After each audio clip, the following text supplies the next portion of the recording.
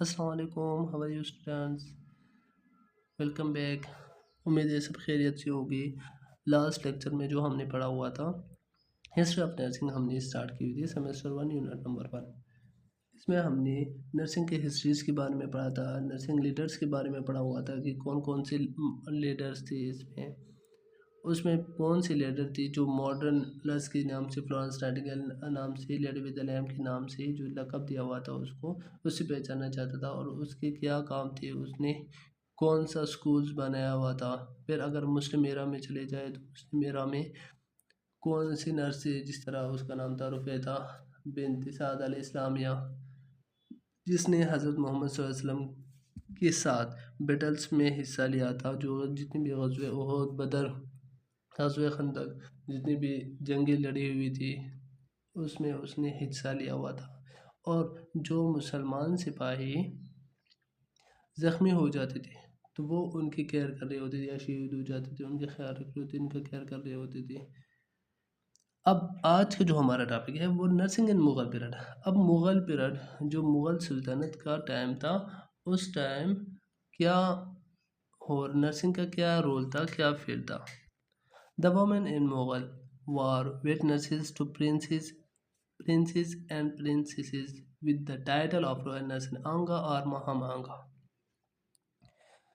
जो वेट उस टाइम मुग़ल सल्तनत में जो नर्सेस थे उनको वेट नर्सेस के नाम से पुकारा जाता है। अब वेट नर्सेस क्या है? वेट नर्सेस दाया होती है जो दूसरों के बच्चों या बच्चियों की परवरिश कर रही होती है, उसको वेट नर्सेस कहा जाता है। जो उस टाइम की शहज़ादा या शहज़ादियाँ थी, बादशाह के जो बच्चे थे उनकी ख्याल रख रहे होते थे, और उनको टाइटल दिया था रॉयल नर्स के नाम से, या आंगा या माहम आंगा के नाम से पहचाना जाता था। अब आंगा या महाम आंगा क्या है? ये फोस्टर मदर जो होते हैं, जो रज़ाई माँ जिसको बोला जाता है। And chief witnesses Mughal empire Akbar, ये चीफ भी होती थी। जो जितने भी मुग़ल नर्सेज होते थे उन सब के चीफ हुआ करती थी।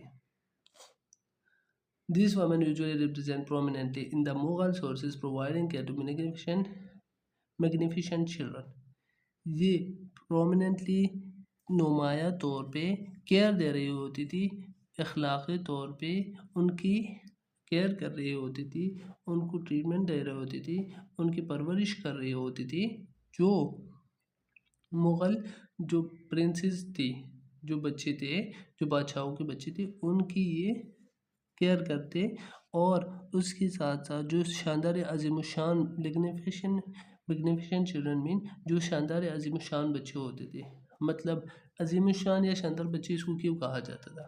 क्योंकि ये बादशाह के बच्चे होते थे और इन्होंने आगे फिर मुल्क का बादशाह या वज़ीर-ए-आज़म या इस तरह बनना होता था। तो इस वजह से उनके अच्छी तरबियत केयर कर रही होती थी कि इन्होंने आगे मुल्क चलाना है, नस्ल देखनी है।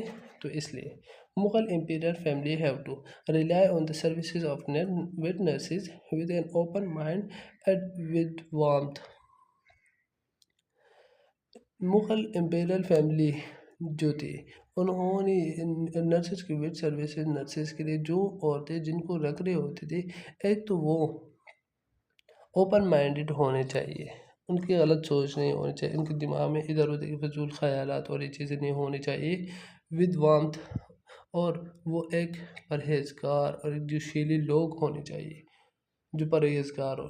दे नेवर जज देयर प्रैक्टिसेस, जो अपने आप को या किसी और को जज करने में ना लगाए, बस खुद एक जोश के साथ, एक परहेजगारी के साथ उन बच्चों की अच्छी से अच्छी परवरिश करें। Mughal history writers wrote that witnesses should be Paes women.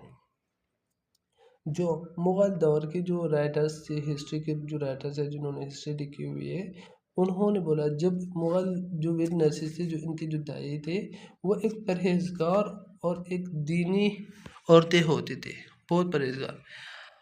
Abul Fazl in his Akbar Nama explains that before selection witnesses have to be even-tempered, spiritually minded।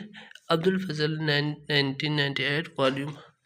Abdul Fazl जो अकबर नामा उन्होंने एक्सप्लेन किया हुआ है, लिखा हुआ है, उन्होंने लिखा है कि जब सिलेक्शन कर रहे होते थे वेट नर्सेस के जो दाया थे, उनकी जब सिलेक्शन होती थी तो वो देखते थे कि ये गुस्से वाले तो नहीं है, ठीक है, स्पिरिचुअली दीनी तरफ इनके माइंड कैसे है, इन चीज़ों के बेस पे वो उनकी सिलेक्शन कर रही होते थे। Nursing defined by different scholars, अब अलग अलग स्कॉलर्स ने नर्सिंग को डिफाइन किया हुआ है, जैसे कि the act of utilizing the environment of the patient to assist him in his recovery. Nightingale क्या कहती है 1860 में कि जितनी भी इन्वायरमेंट हैंड हाइजीन हर एक चीज़ की हम साफ़ सफाई का ख्याल रखेंगे, हम पेशेंट के लिए असिस्ट करेंगे, इन्वायरमेंट साफ़ सुथरा रखेंगे तो पेशेंट की रिकवरी बहुत जल्दी हो जाएगी और पेशेंट बहुत जल्दी सेहतयाब हो जाएगा। अब अमेरिकन नर्सिंग एसोसिएशन क्या कहती है नर्सिंग के बारे में? American nursing association describe nursing process as direct goal oriented and adaptable to the needs of the individual, the family and community during health and illness. American nursing association 1973 में उन्होंने एक definition दिया हुआ है कि नर्सिंग एक ऐसा practice है जिसमें हम डायरेक्ट गोल हासिल कर रहे होते हैं। हमने प्लानिंग की होती है कि हमें ये गोल चाहिए। एक मरीज़ आ रहा होता है, फॉर एग्ज़ाम्पल उसको मोशन लग गई है या उसको फॉर एग्ज़ाम्पल हार्ट अटैक आया हुआ है या नमूनिया हो चुका है या एड्स हो चुका है, और हमारी ये गोल होती है कि हमने इसको वेलनेस की तरफ लेके जाना है, इसको हेल्थी लाइफ की तरफ लेके जाना है, इसकी ट्रीटमेंट करनी है। अब हम मुसलसल उसकी ट्रीटमेंट कर रहे होते हैं, उसका ख्याल रख रहे होते हैं, एंटीबायोटिक्स एंटीवायरल्स हर एक चीज़ हम लगा रहे होते हैं जो डॉक्टर ने प्रिस्क्राइब की हुई होती है। तो ये जो हम नीड्स होते हैं, जो गोल्स जो हमने अचीव करने होते हैं, वो हम इंडिविजुअली भी कर सकते हैं कि एक बंदे बीमार है उसका ख्याल रखें, या फैमिली का भी, या पूरी कम्युनिटी में एक बीमारी फैली हुई है तो कम्युनिटी की भी हमने ट्रीटमेंट करनी है और हेल्थी लाइफ उनको देना है और इलनेस को ख़त्म करना है। The unique function of the nurses to assist the individual sick or well in the performance of those activities contributing to health or its recovery or peaceful death,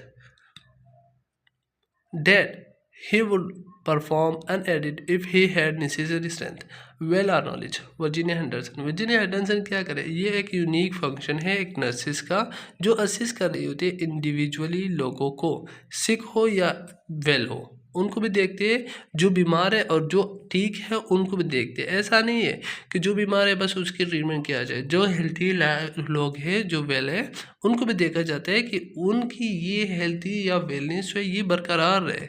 ऐसा ना हो कि वो कल परसों तक वो भी बीमार पड़ जाए। उनको भी गाइड दिलाते हैं, उनको भी एजुकेट करते हैं, उनको भी काउंसिल करते हैं कि वो भी अपनी डाइट और अपनी चीज़ों का हर एक चीज़ का अच्छे से अच्छा ख्याल रखें ताकि वो भी हमेशा ऐसी ही हेल्थी वेल्थी रहे।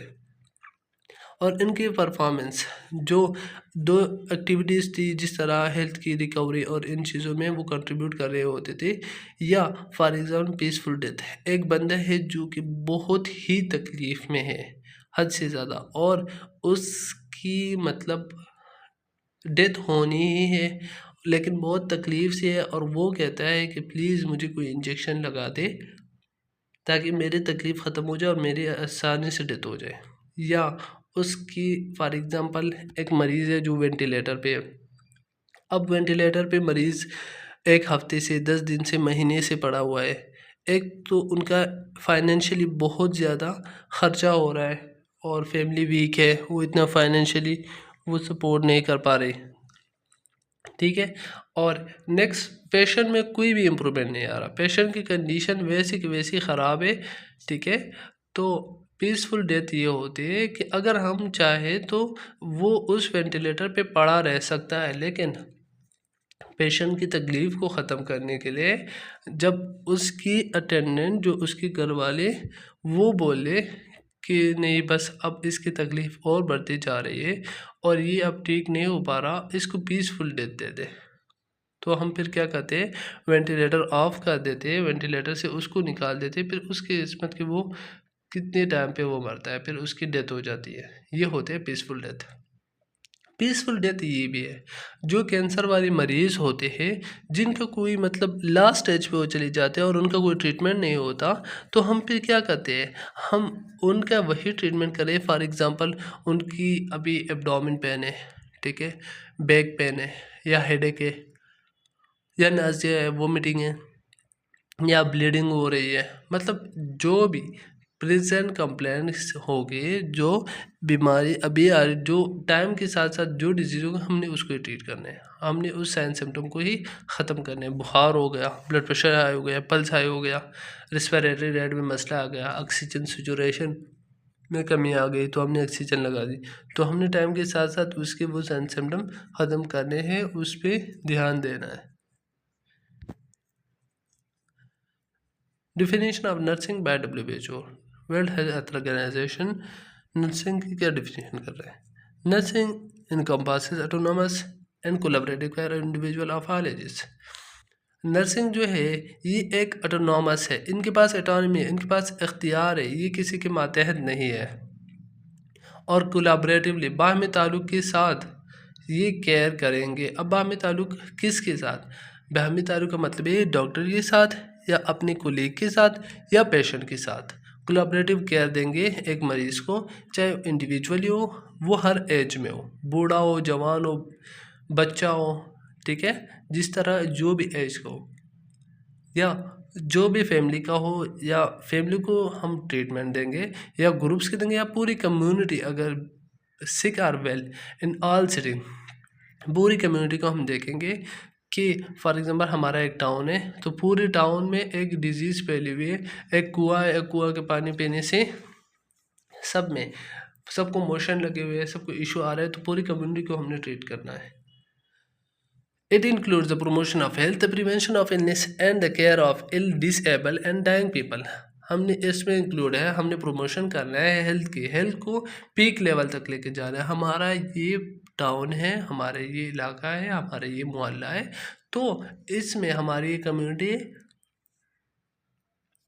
तो यहाँ पे हमने जो हेल्थी लाइफ है उसको हेल्थी ही रखना है कि यहाँ पे कोई बीमार ना हो। अगर कोई बीमार होता है तो उसके ट्रीटमेंट करके उसको हेल्थी लाइफ की तरफ लेके आता है, और इलनेस से प्रिवेंशन करनी, बीमारियों से उनको बचाना है कि वो अगर फॉर एग्जांपल किसी को कोई बीमारी लग जाती है तो हमने उसकी जल्दी जल्दी प्रिवेंशन करें ताकि इसकी बीमारी और स्टेज में न चली जाए और ज़्यादा हाई ना हो जाए। एंड द केयर ऑफ इल, और हमने जितने भी बीमार लोग हैं उनका केयर करना है। डिसेबल एंड डाइंग पीपल, जो डिसेबल है, ठीक है, जिनकी हाथ पाँव कटे हुए है या जिनका कोई अज़ा कटा हुआ है, ऑपरेट हुआ है, या जो भी मसला हुआ है, उनका केयर करना है, उनका ख्याल रखना है। Types of nursing education program. अब हम एजुकेशन प्रोग्राम पे आते हैं कि कितनी टाइप्स है एजुकेशन प्रोग्राम में। Nursing education is designed to guide students to high level nursing education careers to improve their capabilities. Nursing educated जो है education, इसका डिज़ाइन क्या हुआ है, इसके प्रोग्राम्स आए हुए हैं स्टूडेंट्स को गाइड करने के लिए, हाई लेवल को नर्सिंग एजुकेशन को हाई लेवल पे ले जाने के लिए, ताकि इनकी कैपेबिलिटीज़ सामने आए और इनका कैरियर्स और ज़्यादा इम्प्रूव हो जाए। Nursing assistant. Nursing assistant also go by the title of nursing aides or CNS, certified nursing assistant. ये नर्सिंग असिस्टेंट का एक कोर्स होता है, एक डिप्लोमा होता है 1 साल का, ठीक है, जिसमें वो नर्स की एक असिस्टेंट के तौर पे काम कर रहे होते हैं।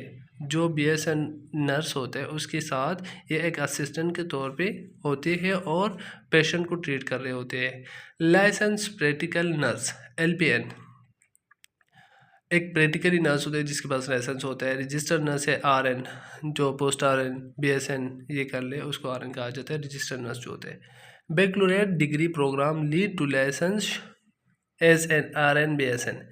बैचलर जो डिग्री है, जो BSN की जो डिग्री है, जो बंदे को लीड करते हैं उसको लाइसेंस भी दे रहे होते हैं और रजिस्टर्ड नर्स बनाते हैं, जिस तरह हम BSN कर रहे होते हैं। मास्टर प्रोग्राम इन नर्सिंग, अब इसमें डेवलप हुआ है, मास्टर प्रोग्राम आया है और डॉक्टर प्रोग्राम आया हुआ है, जो PhD वगैरह अब नर्सिंग में हो रही है।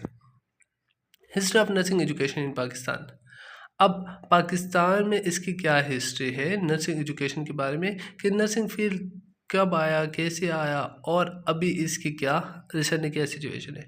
1947 to 1955 there was only 3 schools of nursing with diploma nursing program and diploma in midwifery. उस टाइम 1947 जब पाकिस्तान आज़ाद हुआ, 1947 से लेकर 1955 तक इन 8 सालों में सिर्फ 3 स्कूल थे नर्सिंग के, जहाँ से सिर्फ डिप्लोमा नर्सिंग प्रोग्राम किया जाता था या मिडवाइफरी का डिप्लोमा हो रहा होता था। 4 additional schools of nursing were establish, फिर इसके साथ साथ और 4 नर्सिंग स्कूल्स एस्टेब्लिश किए गए, बनाए गए। No standardize syllabus and books were selected, उसका कोई स्टैंडर्ड नहीं था, कोई सिलेबस नहीं था, कोई किताबें, कोई कोर्स कंटेंट कुछ भी नहीं था। बस सीनियर्स जो पढ़ाते थे, जो सिखाते, जो स्किल्स दिखाते थे, जो ये देख रहे होते थे, बस वो सीख ले और बस वैसे ही कर रहे होते थे।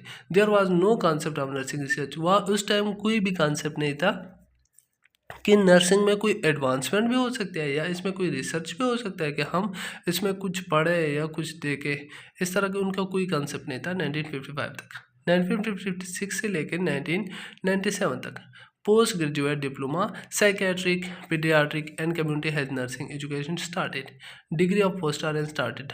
अब इस टाइम पीरियड में 1956 से लेकर 1997 तक पोस्ट डिप्लोमा स्टार्ट हो गए, साइकेट्रिक की स्पेशलाइजेशन स्टार्ट की लोगों ने, पीडियाट्रिक स्पेशलाइजेशन स्टार्ट की, community health nursing education start की और degree of post R N start कर दी उन्होंने। क्यूरिकुलम डिज़ाइन, और इस टाइम उन्होंने स्पेसिफिक क्यूरिकुलम डिज़ाइन किया कि जो हम पोस्ट आर एन स्टार्ट कर रहे हैं इस कोर्स में ये चीज़ें सिखाई और पढ़ाई जाएगी।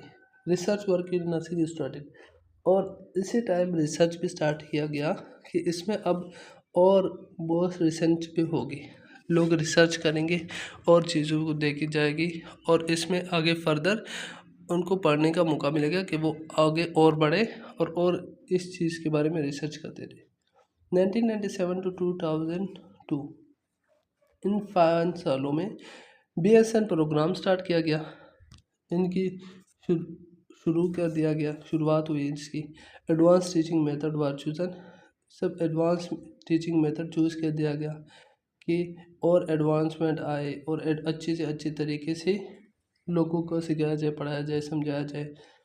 ऑर्गेनाइज क्यूरिकुलम व डिज़ाइन, एक ऑर्गेनाइजेशन एक क्यूरिकुलम डिज़ाइन किया जो HSC ने डिज़ाइन किया हुआ है अभी हमारे लिए नर्सिंग फील्ड के लिए, और उसी ही पे हम नर्सिंग में पढ़ रहे होते हैं, BSN कर रहे होते हैं। Research work was fully establish, research work जो है उन्होंने अच्छे से अच्छे इस्टेब्लिशमेंट उसकी की कि अच्छे से अच्छे इस्टेब्लिशमेंट हो और लोग और ज़्यादा अच्छे से अच्छे पढ़े और एक चीज़ पे फोकस करें और एक चीज़ में अच्छे से रिसर्च करें और उस पर थीसिस वगैरह और प्रपोजल वगैरह लिखे।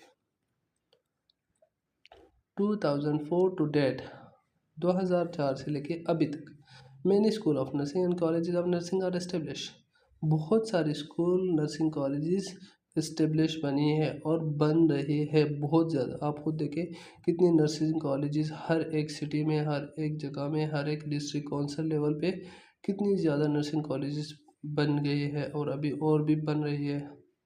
Masters and doctorate degree are started across the country, मुल्क में मास्टर्स और डॉक्टरेट डिग्री भी स्टार्ट की गई है। HSC and PNC establish proper curriculum for nurses, nurses के लिए HSC और PNC ने एक प्रॉपर क्यूरिकुलम डिज़ाइन किया हुआ है कि इसी क्यूरिकुलम में ही आपने ये चीज़ें पढ़ानी है, इससे एक्स्ट्रा या इससे कम कोई चीज़ नहीं पढ़ाएंगे, इसी में ही एग्ज़ाम वगैरह हर एक चीज़ होगा।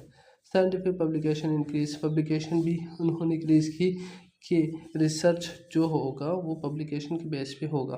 अगर कोई बंदी के पास पब्लिकेशन नहीं है, रिसर्च प्रपोजल नहीं है, उस रिसर्च ने किया, कोई अच्छे से पब्लिकेशन नहीं की जो एक्स एंड वाई कैटेगरीज में हो, ठीक है, तो उसका कोई भी प्रपोजल एक्सेप्ट नहीं किया जाएगा। पब्लिकेशन, ज़्यादा से ज़्यादा पब्लिकेशन इसमें ज़रूरी है। थैंक यू सो मच, यहाँ तक था हमारा unit number 1 and best of luck.